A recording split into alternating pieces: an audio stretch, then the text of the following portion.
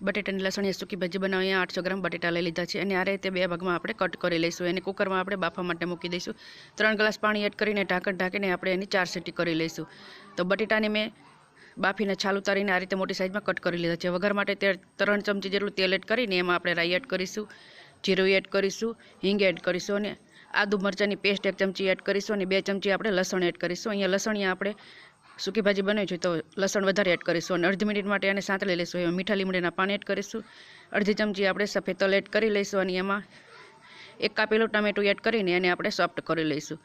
तो हवे एमां मसाला एड करीशुं, अर्धी चमची हळदर, 1 चमची लाल मरचुं पाउडर, 1 चमची धाणा जीरुं पाउडर, थोड़ो गरम मसालो पाउडर अने स्वाद मुजब मीठું एड करीने आपणे एने सरस रीते सांतળી लईशुं। हवे एमां बाफेला बटेटा एड करीने सरस रीते आपणे मिक्स करी लईशुं अने 1 मिनिट माटे आपणे एने सांतળી लईशुं। तो सरस मजानी सूकी भाजी आपणी बनीने तैयार थई गई है। तो आ रीते एकवार जरूरथी ट्राय करजो, बधाने खूब ज भावशे।